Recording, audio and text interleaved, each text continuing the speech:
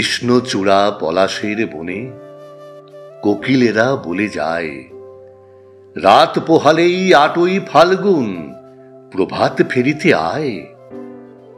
৮ই ফাল্গুন দিনটি যবে মাতৃভাষার তরে, লালিত স্মৃতি ভাসে ভুবনে অন্তরে অন্তরে।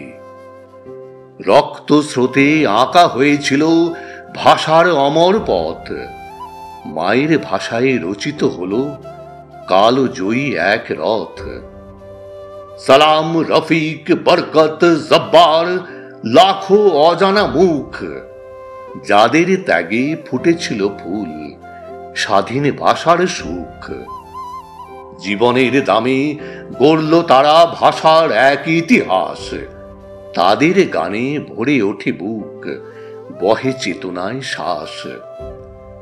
মায়ের ভাষা মাতৃ স্নেহে মন প্রাণে ছুঁয়ে যায়, প্রতি অক্ষরে ধ্বনিতে ধ্বনিতে ভালোবাসা প্রাণ পায়। ৮ই ফাল্গুন তব জয় গান অনন্তকাল চলবে, তোমার পথেই হাঁটবে সবাই, তোমার আলো জ্বলবে।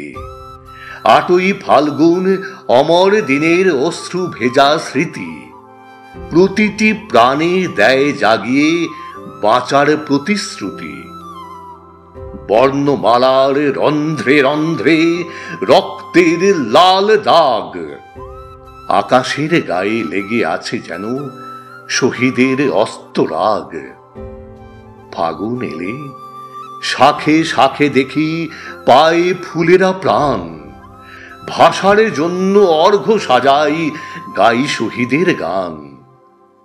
তোমার তরে হৃদয়ের বাঁধন, তোমার তরেই মুক্তি, তোমার চেতনায় উঠুক জেগে অমল প্রাণের শক্তি।